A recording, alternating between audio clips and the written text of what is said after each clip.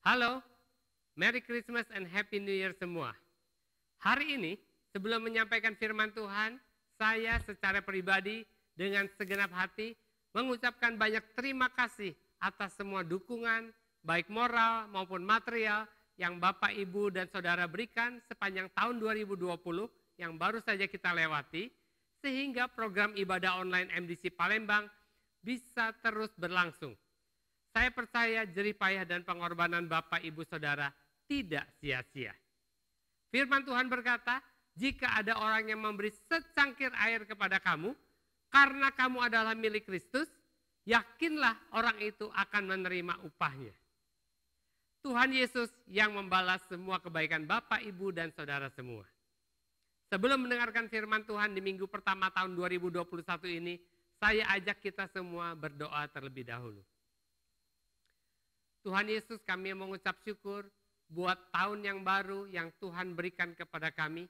Kami percaya apapun yang terjadi di dalam tahun yang baru ini, Tuhan selalu menyertai kami, Tuhan tidak pernah meninggalkan kami, dan Engkau turut bekerja di dalam segala sesuatu untuk mendatangkan kebaikan buat kami yang mengasihi Engkau dan yang terpanggil sesuai dengan rencanamu. Dan saat ini kami membuka hati dan telinga kami untuk kebenaran firman Tuhan. Biar firman ini yang menuntun kami sepanjang tahun 2021 supaya kami hidup berkemenangan. Di dalam nama Tuhan Yesus Kristus, haleluya, amin. Tahun 2020 sudah berlalu. Tahun 2021 baru saja kita masuki. Apakah saudara betul-betul senang memasuki tahun yang baru ini? Manusia cenderung menyukai hal-hal yang baru. Kita senang dengan baju baru, celana baru, sepatu yang baru, rumah yang baru, atau mobil yang baru. Ada juga dengan orang yang suka dengan rumah makan baru. Selalu ada yang baru di dunia ini, dari produk elektronik sampai peralatan dapur. Sesuatu yang baru menggantikan yang lama, yang tentunya diharapkan bisa lebih baik dari sebelumnya. Selama COVID-19, kita punya adaptasi kebiasaan baru juga. Apa itu? 3M. Mencuci tangan, menjaga jarak, dan memakai masker. Awalnya susah, tapi sekarang kita sudah terbiasa, bukan? Saya lihat sekarang hampir tidak ada orang bepergian tanpa mempergunakan masker. Kemana-mana bawa hand sanitizer. Sebelum COVID-19 hampir tidak ada orang pakai masker. COVID-19 bisa membuat perubahan pada hidup kita. Demikian juga dengan Tuhan. Tuhan Yesus datang sebagai manusia untuk membuat segala sesuatu menjadi baru. Dia datang pada hari Natal supaya sejak 1 Januari kita bisa hidup lebih baik daripada tahun yang lalu. Ada banyak orang yang tidak bisa survive menghadapi epidemi tahun yang lalu. Kalau kita bisa lolos dan masuk di tahun 2021 ini, itu anugerah. Itu artinya Tuhan masih punya rencana atas hidup kita. Apa kata Tuhan tentang tahun yang baru ini? Mari kita baca dari Yosua pasal yang pertama, ayat yang pertama sampai ayat yang ke-18. Sesudah Musa, hamba Tuhan itu mati, berfirmanlah Tuhan kepada Yosua bin Nun, abdi Musa itu. Demikian, hambaku Musa telah mati, sebab itu bersiaplah sekarang, seberangilah sungai Yordan ini. Engkau dan seluruh bangsa ini menuju negeri yang akan kuberikan kepada mereka, kepada orang Israel itu. Setiap tempat yang akan diinjak oleh telapak kakimu, kuberikan kepada kamu seperti yang telah kujanjikan kepada Musa. Dari padang gurun dan gunung Libanon yang sebelah sana itu sampai ke sungai besar, yaitu sungai Efrat, seluruh tanah orang Het, sampai ke laut besar di sebelah matahari terbenam, semuanya itu akan menjadi daerahmu. Seorang pun tidak akan dapat bertahan menghadapi engkau seumur hidupmu. Seperti aku menyertai Musa, demikianlah aku akan menyertai engkau. Aku tidak akan membiarkan engkau dan tidak akan meninggalkan engkau. Kuatkan dan teguhkanlah hatimu, sebab engkaulah yang akan memimpin bangsa ini memiliki negeri yang kujanjikan dengan bersumpah kepada nenek moyang mereka untuk diberikan kepada mereka. Hanya kuatkan dan teguhkanlah hatimu dengan sungguh-sungguh. Bertindaklah hati-hati sesuai dengan seluruh hukum yang telah diperintahkan kepadamu oleh hambaku Musa. Janganlah menyimpang ke kanan atau ke kiri, supaya engkau beruntung kemanapun engkau pergi. Janganlah lupa memperkatakan kitab Taurat ini, tetapi renungkanlah itu siang dan malam, supaya engkau bertindak hati-hati sesuai dengan yang tertulis di dalamnya. Sebab dengan demikian perjalananmu akan berhasil dan engkau akan beruntung. Bukankah telah kuperintahkan kepadamu, kuatkan dan teguhkanlah hatimu, janganlah kecut dan tawar hati, sebab Tuhan Allahmu menyertai engkau kemanapun engkau pergi. Lalu Yosua memberi perintah kepada pengatur-pengatur pasukan bangsa itu, katanya, jalanilah seluruh perkemahan dan perintahkanlah kepada bangsa itu demikian. Sediakanlah bekalmu, sebab dalam 3 hari kamu akan menyeberangi sungai Yordan ini untuk pergi menduduki negeri yang akan diberikan Tuhan Allahmu kepadamu untuk diduduki. Kepada orang Ruben, kepada orang Gad, dan kepada suku Manasye yang setengah itu berkatalah Yosua demikian. Ingatlah kepada perkataan yang dipesankan Musa hamba Tuhan itu kepadamu, yaitu Tuhan Allahmu mengaruniakan keamanan kepadamu dan memberikan kepadamu negeri ini. Perempuan-perempuan dan anak-anak di antara kamu dan ternakmu boleh tinggal di negeri yang diberikan Musa kepadamu di seberang sungai Yordan. Tetapi kamu semua pahlawan yang gagah perkasa haruslah menyeberang di depan saudara-saudaramu dengan bersenjata dan haruslah menolong mereka sampai Tuhan mengaruniakan keamanan kepada saudara-saudaramu seperti kepada kamu juga. Dan mereka juga menduduki negeri yang akan diberikan kepada mereka oleh Tuhan Allahmu.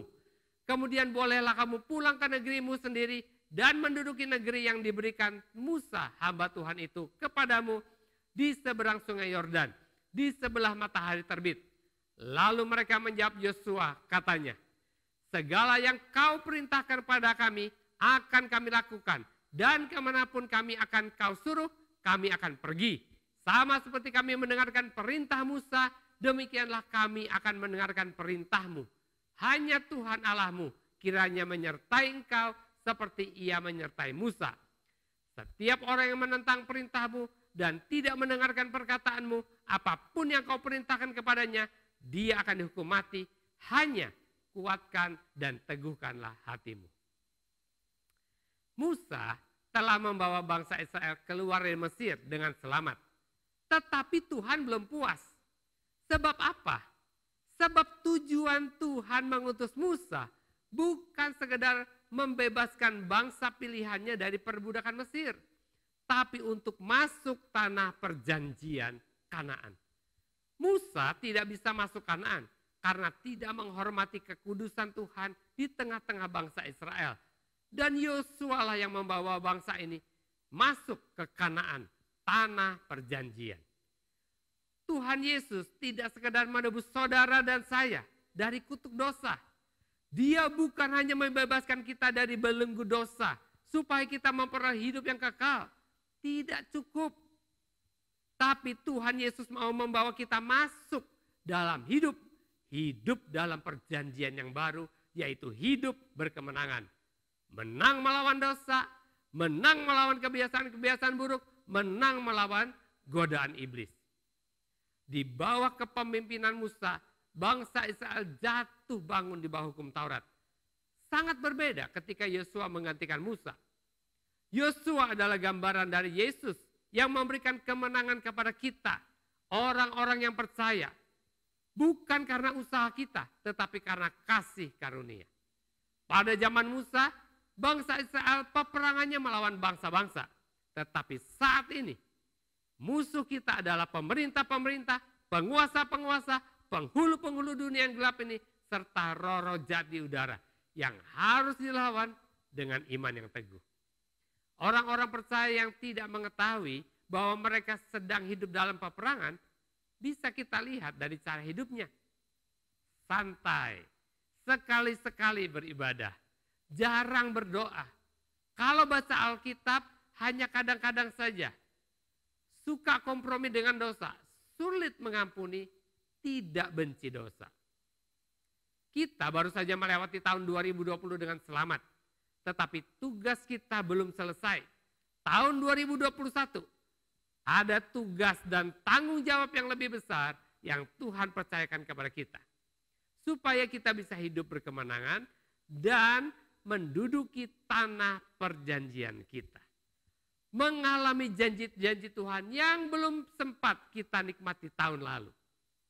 Apakah saudara sudah puas seperti 2,5 suku Israel, yaitu Bani Ruben, Bani Gad, dan setengah suku Manase yang keluar dari Mesir, ikut berperang, tapi tinggal di luar tanah perjanjian, tidak menikmati tanah perjanjian yang Tuhan sediakan? Saya mengajak saudara semua untuk terus berusaha, agar kita tidak hanya memperoleh janji-janji saja, tapi menikmati penggenapan janji-janji tersebut. Sebab iblis juga terus berusaha menghalangi kita untuk menikmati hidup yang berkemenangan tersebut. Nah, bagaimana caranya? Hari ini kita akan belajar beberapa hal penting dari Yosua. Mari kita baca lagi Yosua 1 ayat yang ke-6 sampai ayat yang ke-9. Dikatakan, kuatkan dan teguhkanlah hatimu, sebab engkaulah yang akan memimpin bangsa ini memiliki negeri yang kujanjikan dengan bersumpah kepada nenek moyang mereka untuk diberikan kepada mereka. Hanya kuatkan dan teguhkanlah hatimu dengan sungguh-sungguh. Bertindaklah hati-hati sesuai dengan seluruh hukum yang telah diperintahkan kepadamu oleh hambaku Musa. Janganlah menyimpang ke kanan atau ke kiri, supaya engkau beruntung kemanapun kau pergi. Janganlah kau lupa memperkatakan kitab Taurat ini, tetapi renungkanlah itu siang dan malam, supaya engkau bertindak hati-hati sesuai dengan segala yang tertulis di dalamnya. Sebab dengan demikian perjalananmu akan berhasil dan engkau akan beruntung. Bukankah telah kuperintahkan kepadamu, kuatkan dan teguhkanlah hatimu? Janganlah kecut dan tawar hati, sebab Tuhan Allahmu menyertai engkau kemanapun engkau pergi. Dari ayat-ayat ini kita mendapatkan beberapa hal yang sangat penting. Yang pertama, ditulis 3 kali agar Yosua menguatkan dan meneguhkan hatinya. Arti menguatkan dan meneguhkan hati itu bukan tidak berbuat apa-apa, tapi dengan sekuat tenaga berpegang pada perkataan Tuhan yang sekarang kita sebut dengan iman. Dan bertindak dengan apa yang Tuhan sampaikan. Bukan dengan akal budinya sendiri. Ketaatan lebih disukai Tuhan daripada kepandaian kita. Ketaatan berarti kita percaya dan mengandalkan Tuhan.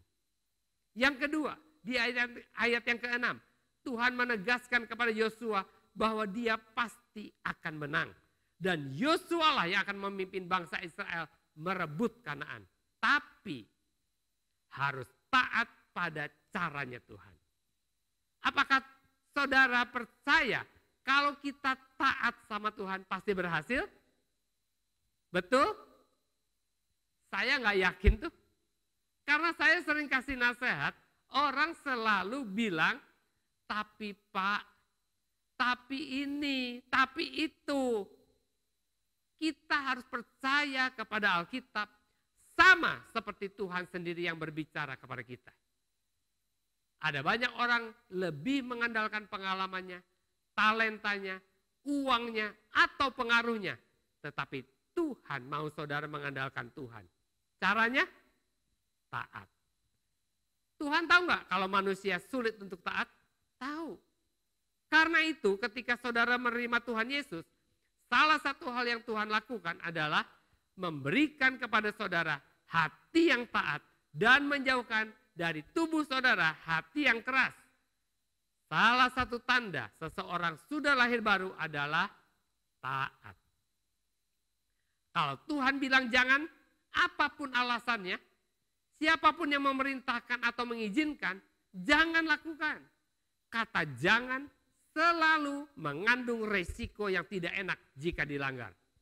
Jangan berpasangan dengan yang tidak seiman. Jangan menjauhkan diri dari pertemuan ibadah. Jangan berzina, jangan membenci, jangan menyimpan pahit hati, jangan menjadi penjamin hutang, dan lain-lain. Itu sebabnya Tuhan bilang jangan. Kenapa? Karena Ia Maha Kasih. Dan Tuhan tidak mau saudara mengalami kecelakaan, penderitaan, atau masalah. Ada lebih dari 200 kata jangan di Alkitab bahasa Indonesia terjemahan baru. Setiap saudara membaca kata jangan, beri highlight warna merah. Dan percayalah, jangan lakukan itu. Kalau saudara taat, maka ketika orang lain celaka, saudara akan bersyukur, saudara selamat karena mempercayai Tuhan. Yang ketiga, ayat ke-8 berkata, bertindaklah hati-hati. Kenapa harus hati-hati? Karena iblis selalu berusaha memutar balik perkataan Tuhan. Strategi iblis sejak di Taman Eden adalah memutar balik segala sesuatu. Kalau hari ini ada banyak hoax, itu pekerjaan iblis. Sebab itu hari-hari ini kita harus hati-hati memforward berita-berita. Maksud kita baik supaya orang tahu. Tapi kalau tidak hati-hati, tahu-tahu kita sedang membantu pekerjaan si jahat. Menyebarkan kebohongan. Hati-hati dengan perkataan kita. Hati-hati dengan keputusan-keputusan yang kita ambil. Bawa dalam doa. Sabar. Jangan terburu-buru. Tuhan tidak pernah terlambat. Dia tidak perlu buru-buru. Because everything is under His control. Mau buka usaha, mau beli barang, mau jual barang, mau investasi, minta hikmat dari Tuhan. Sebab apa? Ayat 8b berkata, sebab dengan demikian perjalananmu akan berhasil dan engkau akan beruntung. Tuhan mau saudara untung dan berhasil. Bukankah Tuhan kita omnisien, Tuhan yang maha tahu? So, kenapa saudara tidak percaya dan tidak taat? Tidak ada alasan untuk tidak taat kan? Dia bukan bos yang taunya perintah-perintah dan tidak mau tahu urusan saudara. Justru dia hanya peduli sama saudara. Tidak peduli dengan hal-hal lain. Yeremia 29 ayat 11 berkata dalam bahasa sehari-hari demikian. Hanya kamu yang ada di dalam pikiranku. Aku hanya memikirkan kamu supaya kamu tidak celaka, supaya kamu mengalami damai sejahtera dan pada akhirnya kamu memperoleh yang terbaik.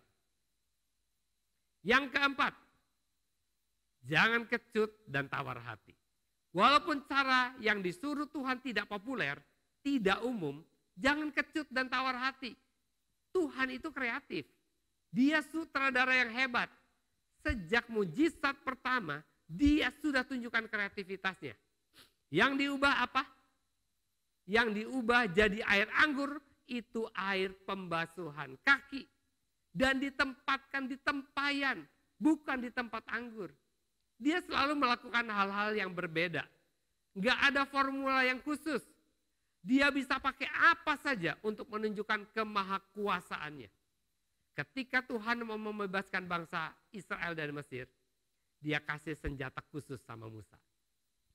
Tongkat gembalanya. Ketika Daud mau bertarung dengan Goliat, Tuhan kasih senjata yang canggih, yang sekali lempar, Goliat tumbang. Yaitu apa? Ali-ali atau umban, semacam ketepel. Jadi jangan takut dan tawar hati. Yang kelima, walaupun Tuhan sudah berjanji kepada Yosua bahwa dia pasti menang, itu tidak membuat Yosua bisa santai-santai. Dia harus segera bertindak. Pertanyaannya, kenapa? Karena Tuhan telah sengaja menghentikan mana. Artinya, kalau Yosua tidak segera menyerang, mereka akan kelaparan. Bayangkan bagaimana caranya memberi makan sekian juta orang setiap hari. Yang keenam, Tuhan juga tidak mau saudara santai berlambat-lambat. Ladang sudah menguning, tuaian banyak tetapi pekerja sedikit. Ayo segera ikat pinggang saudara. Ayo mulai bertindak, ambil keputusan bulat untuk pertama mulai disiplin baca Alkitab setiap hari melalui ibadah harian. Kedua, disiplin beribadah minggu online dan onsite. Ketiga, ambil tanggung jawab untuk melayani jiwa-jiwa. Keempat, jangan terpaku dengan pelayanan mimbar. Pelayanan mimbar, asyir, perjamuan kudus itu adalah tugas. Yang disebut pelayanan itu adalah melayani jiwa-jiwa, menjangkau, memberitakan Injil, mengajar, mendoakan, sampai orang tersebut menjadi sama seperti kita. Kelima, mulai membangun kebiasaan baru seperti doa pagi atau doa fajar, berpuasa 1 kali 1 minggu, dan lain-lain. Keenam, jangan mau lagi sakit hati, tersinggung, dan mundur dari Tuhan. Setiap kali saudara merasa tersinggung, pegang dada, pegang kepala saudara, tolak semua perasaan tersinggung dan pikiran negatif dalam nama Yesus. Minta damai sejahtera Tuhan yang melampaui segala akal memenuhi pikiran dan perasaan saudara. Memang awalnya berat, tetapi Tuhan berkata, sebab dengan demikian perjalananmu akan berhasil dan engkau akan beruntung. Kalau mana tidak berhenti, kalau Yosua tidak dipepet sama Tuhan, mungkin Yosua tidak segera bertindak. Kadang-kadang kita benar-benar kepepet, tapi itu supaya saudara mulai segera mempercayai janji Tuhan dan taat sama Tuhan. Kalau Yosua tidak mulai dengan hari yang pertama, dia tidak akan masuk ke hari yang kedua, dan seterusnya. Yosua sudah taat, tetapi sampai 6 hari tidak ada perubahan sama sekali. Tapi dia tetap taat. Dan hari ke-7, mujizat besar terjadi. Tembok Yeriko roboh. Naaman taat. Tapi sampai 6 kali mencelupkan tubuhnya di sungai Yordan, tidak ada perubahan apa-apa. Tubuhnya tetap penuh dengan kusta. Untung dia taat. Karena pada kali yang ke-7, kusta itu hilang dari tubuhnya dan kulitnya menjadi seperti kulit bayi. More than his expectation. Saya yakin kalau saudara taat, sama seperti Yosua taat kepada caranya Tuhan, maka jerih payah kita di dalam Tuhan tidak akan sia-sia. Amin. Mari kita tutup dengan doa. Tuhan Yesus, kami mengucap syukur buat tahun yang baru ini. Kami mau belajar dari Yosua. Kami mau belajar untuk taat. Kami mau melakukan kebiasaan-kebiasaan yang baru. Melakukan disiplin rohani di tahun ini. Tuhan berkati setiap orang yang menyaksikan program ini. Supaya mereka juga punya komitmen yang sama. Resolusi yang sama. Supaya tahun ini betul-betul kami bisa melihat bagaimana Tuhan membuat jalan. Membuka jalan. Memberikan berkat-berkat. Supaya kami bisa hidup berkemenangan sepanjang tahun ini. Di dalam nama Tuhan Yesus kami mengucap syukur dan berdoa. Haleluya. Amin. Sekali lagi, Happy New Year. God bless you. Kita berjumpa lagi dalam ibadah online minggu depan.